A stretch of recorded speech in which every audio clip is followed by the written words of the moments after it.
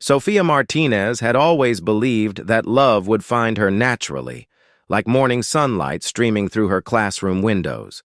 At 24, she taught art to children who painted their dreams in bright colors, never imagining that her own life would soon be painted in shades of gray and shadow. The letter arrived on a Tuesday morning, delivered by a man in an expensive suit who looked completely out of place in their modest neighborhood.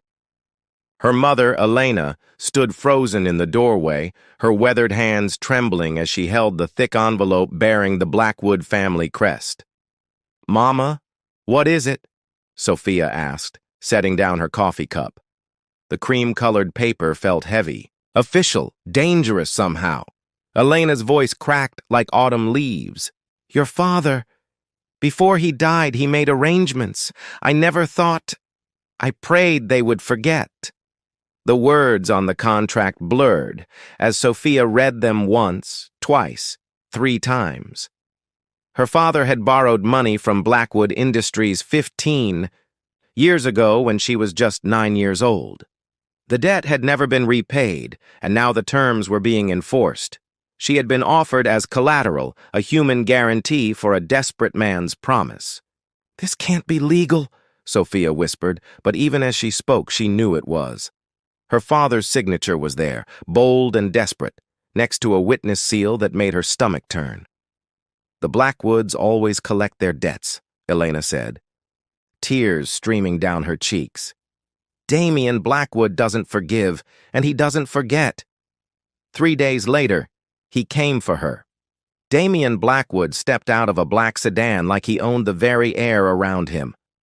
Tall, imposing, with dark hair perfectly styled and eyes the color of storm clouds, he radiated the kind of power that made people step aside without being asked.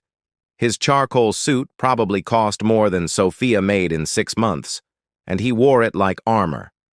"Miss Martinez," he said, his voice smooth but cold, "I trust you've reviewed the documentation." Sophia stood on her front porch, chin raised despite the fear racing through her veins. "I've read it. That doesn't mean I agree to it." A slight smile played at the corner of his mouth, but it held no warmth. "Agreement isn't required. Your father's signature is binding. My father is dead. His debts are not." Vincent Torres, Damien's lawyer, stepped forward with additional papers. He was older, graying at the temples, with kind eyes that seemed apologetic for what he was being forced to orchestrate. "Miss Martinez," Vincent said gently, "there are certain protections in place. This arrangement doesn't require intimacy. It's merely a legal marriage, a business transaction." Sophia's laugh was bitter. "How considerate?" Damien's jaw tightened. "You have 1 hour to pack your belongings. We'll handle the legal formalities this afternoon." The courthouse smelled of dust and bureaucracy. Sophia wore a simple blue dress that her mother had pressed with shaking hands, the closest thing to wedding attire she could manage on such short notice. There were no flowers, no music, no guests who cared about their happiness. The judge, clearly uncomfortable but legally bound to proceed, mumbled through the brief ceremony. When he reached the traditional words about speaking now or forever, holding peace, the silence stretched like a held breath. "Do you, Damien Alexander Blackwood, take Sophia Elena Martinez to be your lawfully wedded wife?" "I do." The words came out flat, businesslike. "Do you, Sophia Elena Martinez, take Damien Alexander Blackwood to be your lawfully wedded husband?" Sophia looked at him, this stranger who was about to own her life, and saw something flicker behind his cold facade. Pain, maybe. Or regret. But it was gone so quickly she might have imagined it. "I do," she whispered, "because what choice did she have?" The judge pronounced them married, and Damien turned away before the traditional kiss could even be suggested. The drive to Blackwood Estate took 45 minutes through winding roads that led away from everything familiar. Sophia pressed her face to the window, watching her old life disappear behind towering trees and iron gates that clicked shut with an air of finality. The mansion rose before them like something from a Gothic novel, all sharp angles and dark windows. It was beautiful in a cold, untouchable way, like its owner. "Rosa will show you to your room," Damien said as they entered the marble foyer. "Dinner is at 7. Don't be late." The housekeeper, a woman in her 50s with gentle eyes and graying hair pulled back in a neat bun, led Sophia up a grand staircase to the second floor. Rosa had worked for the Blackwood family for 20 years, and her face showed the careful neutrality of someone who had learned to keep her thoughts to herself.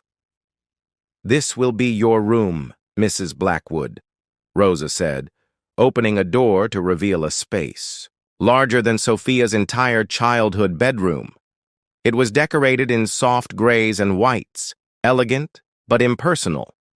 "Please, just call me Sophia." Rosa smiled for the first time. "The master can be difficult, but he's not cruel. There's a difference, though it might take time to see it." That evening, Sophia dressed carefully in a simple black dress and made her way to the dining room. The table could have seated 20 people, but only 2 places were set, far apart from each other. Damien was already there, having changed from his suit into dark slacks and a white shirt that made his eyes look even more stormy. They ate in silence for several minutes, the only sound the clink of silverware against fine china. Finally, Sophia couldn't bear it anymore. "So this is how it's going to be?" she asked. "We ignore each other and pretend this isn't happening?" Damien looked up from his meal. "What would you prefer? Small talk about the weather?" "I'd prefer honesty. You obviously didn't want this any more than I did, so why go through with it?" He set down his fork carefully. "Because some debts can only be paid in full. Your father understood that when he signed the contract." "What did he take from you that was worth this?" Something dangerous flashed in Damien's eyes. "More than you could possibly understand." "Try me." For a moment, she thought he might actually tell her. Then the walls came back up, higher than before. "Your father borrowed $3 million. The interest over 15 years brings the total to $8 million. Are you prepared to write me a check, Mrs. Blackwood?" The formal use of her new name stung more than it should have. "You know I can't."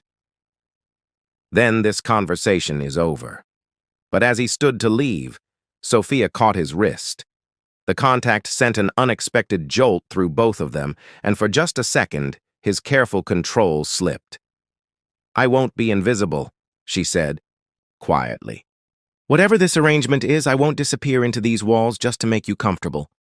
Damien looked down at her hand on his wrist, then slowly pulled away. Being invisible might be safer. Safer for whom? He didn't answer. But as he walked away, Sophia caught something in his voice that hadn't been there before. Something that sounded almost like a warning. That night, Sophia lay in the massive bed, staring at the ceiling and wondering what she had gotten herself into. Down the hall, Damien sat in his study with a glass of whiskey, staring at a photograph he kept locked in his desk drawer. A woman with dark hair and a cruel smile, the reason he had built walls around his heart so high that even he couldn't see over them anymore. Neither of them slept well, both wondering if they had just made the biggest mistake of their lives. The second week at Blackwood Estate began with a revelation that changed everything. Sophia discovered it by accident, finding an old photograph tucked between the pages of a book in the library. The woman in the picture was stunning, with platinum, blonde hair and eyes like ice. On the back, someone had written, "Catherine and Damien, forever." You shouldn't be looking at that. Sophia spun around to find Rosa standing in the doorway, her face grave.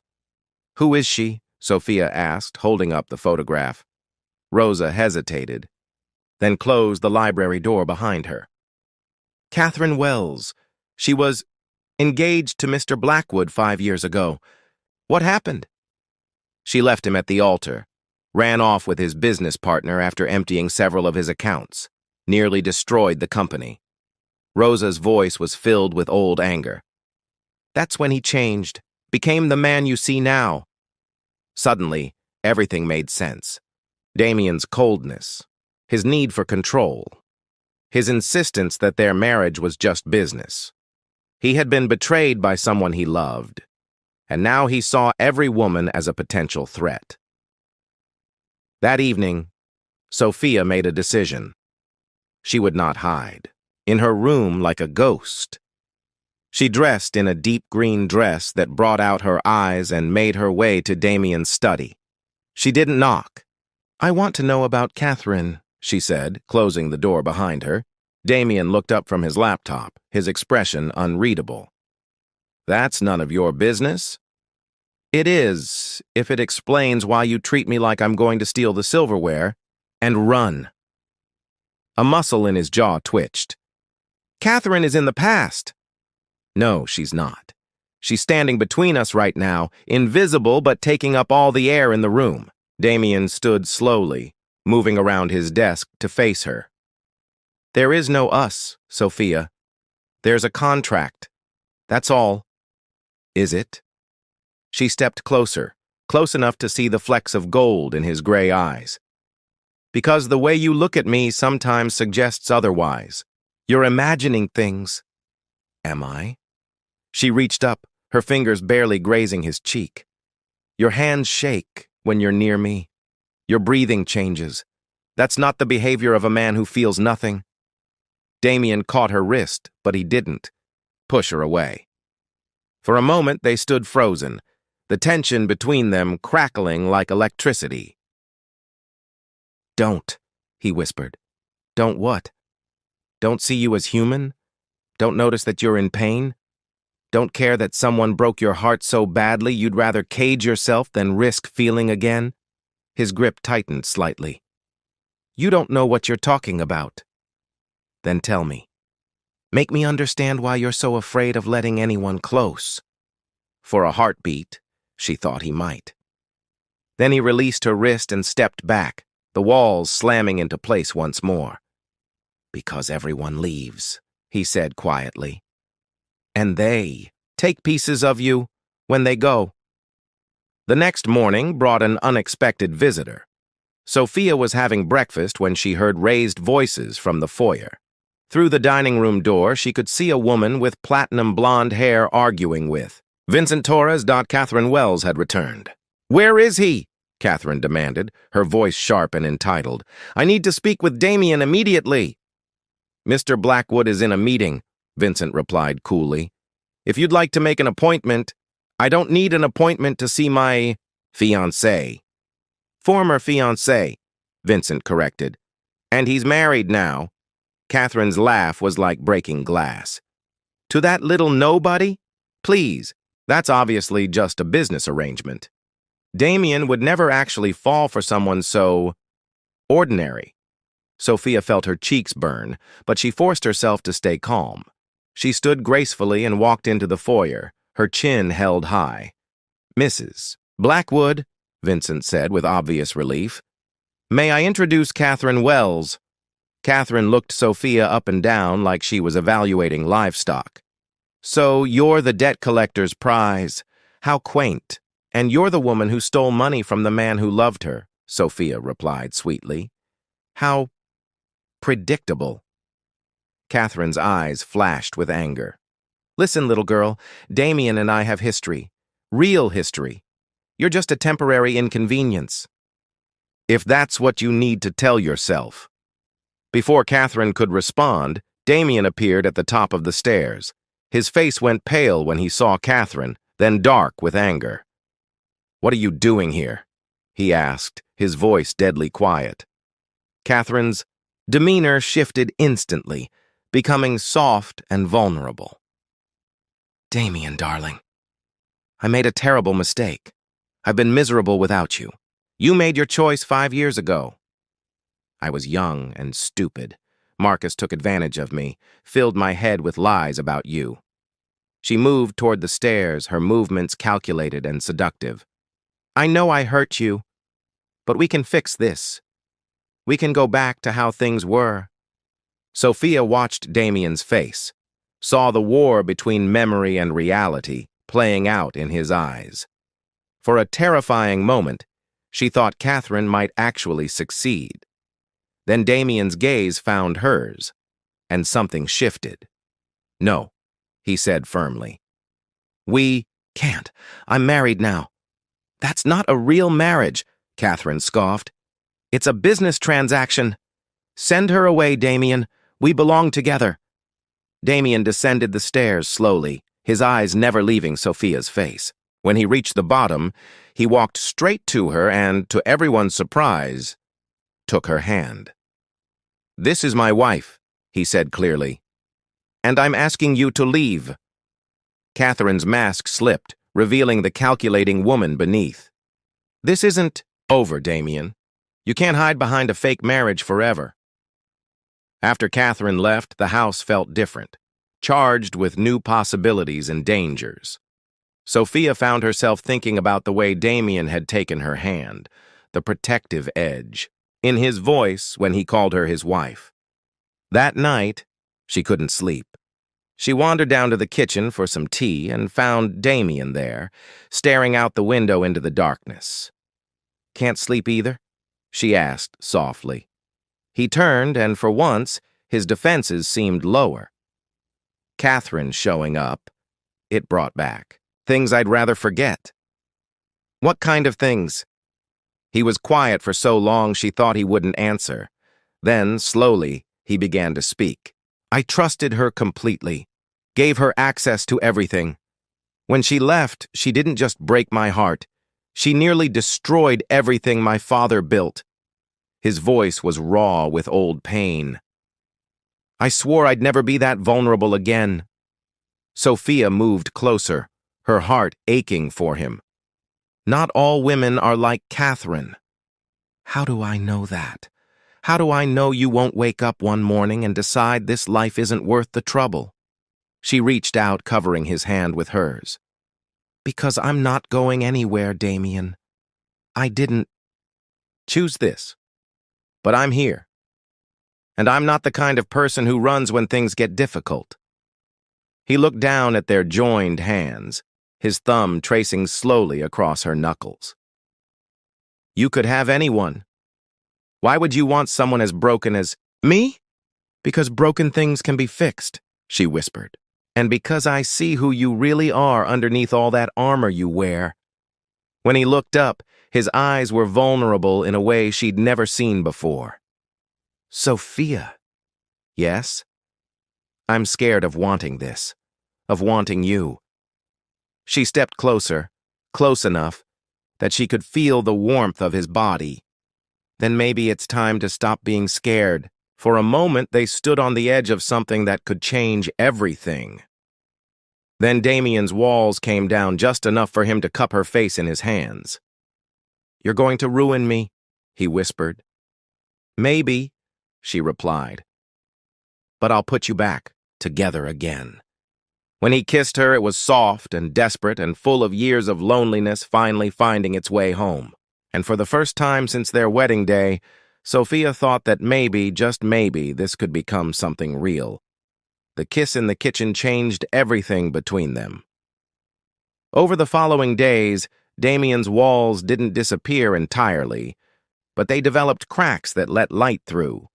He began joining Sophia for breakfast, their conversations shifting from polite formality to genuine interest. He asked about her art, her dreams, the life she'd left behind. She told him about her students, how their innocent joy in creating something beautiful had always filled her heart. "I'd like to see your work sometime," he said one morning over coffee. "I brought some sketches with me," Sophia admitted. "Nothing special, just show me."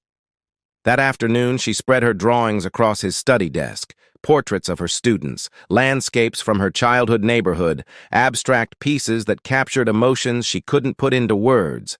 Damien studied each one carefully, his business-trained eye recognizing something precious when he saw it. "These are extraordinary," he said finally. "You have real talent. They're just hobby pieces." "No." His voice was firm. "These show soul, vision. You could have your own gallery show." Sophia laughed, but it wasn't dismissive. "Right. Who would want to see the work of an unknown art teacher? I would, and if I would, others will too. It was the first time he'd looked at her not as an obligation or a debt payment, but as a person with value beyond their arrangement. The warmth in his eyes made her heart race, but their growing closeness didn't go unnoticed. Catherine Wells was not a woman who accepted defeat gracefully. She began a campaign of subtle harassment, sending flowers to the house with notes meant to remind Damien of their past. She showed up at his office, at his favorite restaurant, always with some excuse about business or mutual friends. The breaking point came on a rainy Thursday evening. Sophia was alone in the house, Rosa having left early for a family emergency. She was reading in the library when she heard glass breaking downstairs. Her heart pounding, she crept to the top of the stairs and saw a figure moving through the foyer. Catherine stood in the entrance hall, soaking wet and clearly unhinged. In her hand was a heavy crystal vase, now in pieces on the marble floor. "Where is he?" Catherine demanded when she saw Sophia on the stairs. "Where is my Damien?" "He's not here," Sophia said calmly, though her pulse was racing. "And he's not yours." Catherine's laugh was wild, dangerous. "You really think you can replace me? You think that because he kissed you a few times, he loves you?" "I think you need to leave before I call the police." "He used to tell me I was the only woman he could ever love," Catherine continued, advancing up the stairs. "Do you know what we did in that bedroom of his? The things he whispered in my ear?" Sophia backed away, but Catherine kept coming, her eyes bright with malice. "He'll throw you away just like he did all the others. You're nothing special, nothing but a convenient replacement until he gets bored." "Stop!" Sophia's voice was steady despite her fear. "The only reason he's keeping you around is because you remind him of what he can't have. Me." Catherine reached the top of the stairs, cornering Sophia against the hallway wall. "But I'm back now, and I'm going to take back what's mine." "The only thing that's yours is the damage you've done," Sophia said firmly.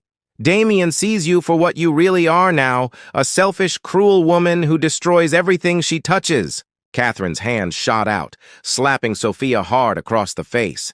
The sound echoed through the hallway like a gunshot. "You little—" "Get away from her!" Damien's voice cut through the air like a blade. He stood at the bottom of the stairs, his face a mask of controlled fury. Detective Morrison was beside him, along with two uniformed officers. "Catherine Wells," Detective Morrison said, "you're under arrest for breaking and entering, assault, and violating the restraining order." "Restraining order?" Catherine's voice was shrill with disbelief. "Filed this morning," Damien said, climbing the stairs quickly to reach Sophia. "Detective Morrison has been investigating the harassment, the break-ins at my office, the threatening messages. We have security footage of everything." As the officers led Catherine away, she turned back with venom in her eyes. "This isn't over. He'll never love you the way he loved me." "You're right," Sophia said quietly. "He'll love me better." After the police left, Damien gently examined the red mark on Sophia's cheek, his touch infinitely tender. "I'm so sorry," he whispered. "I should have protected you better, should have seen how dangerous she'd become." "You did protect me. You came back just in time." "I got a call from Vincent. He'd been watching the house security feeds from his office and saw her break in." Damien's jaw clenched. "I've never been so terrified in my life." Sophia touched his face, seeing the genuine fear and love in his eyes. "I'm okay. We're okay." "Are we?" His voice was vulnerable. "Because I need you to know something." "What Catherine said about me never loving you the way I loved her. She was right, but not the way she meant." Sophia's heart skipped. "What do you mean?" "I thought what I felt for Catherine was love, but it was just obsession. Need. What I feel for you." He took her hands in his. "It's deeper than anything I've ever experienced. You make me want to be better than I am. You see the man I could be, not just the one I've been. Damien. I love you, Sophia. Not because of some contract or debt, but because you're brave and kind and you see beauty in everything, even in someone as damaged as me. Tears spilled down her cheeks. I love you too. I fought it at first because I was afraid it wasn't real, that it was just some kind of Stockholm syndrome. But this feeling, it's bigger than fear, bigger than logic. He cupped her face in his hands, his thumbs wiping away her tears. I want to tear up that contract. I want to marry you again, properly this time, with flowers and music and everyone we care about watching. Are you proposing to your own wife? She asked, laughing through her tears. I'm proposing to the woman I want to spend the rest of my life loving. 6 months later, they stood in the garden of Blackwood Estate, surrounded by friends and family, renewing vows that this time meant everything. Sophia wore a dress she'd chosen herself, white silk with intricate lace details. Damien had tears in his eyes as she walked toward him. Rosa officiated the ceremony, having gotten ordained online, specifically for the occasion. Vincent stood as Damien's best man, beaming with pride at seeing his friend finally happy. Sophia's mother Elena was there, no longer afraid of the Blackwood name but grateful for the man who loved her daughter so completely. Do you, Damien Alexander, Blackwood, take Sophia Elena Martinez to be your wife, to love and cherish for all the days of your life? I do, he said, his voice strong and sure. With all my heart. Do you, Sophia Elena Martinez, take Damien Alexander Blackwood to be your husband, to love and cherish for all the days of your life? I do, she whispered, meaning it more than she'd ever meant anything. When they kissed, it was to the sound of applause and joy, a celebration of love that had grown from the most unlikely soil. Later that evening, as they danced alone in the ballroom where their journey had really begun, Sophia looked up at her husband with wonder. Do you ever regret it? She asked. The way we started? Damien smiled, the expression transforming his entire face. Never, because it brought me you, and you, my love, are worth every moment of the journey. As they swayed together in the soft light of the chandeliers, both of them knew that sometimes the most beautiful love stories begin in the darkest places. Sometimes a contract written in desperation becomes a covenant written in joy. And sometimes, just sometimes, love really can conquer all. The debt that had brought them together was long since forgiven, but the love they'd found in each other would last forever. In the end, that was the only contract that mattered.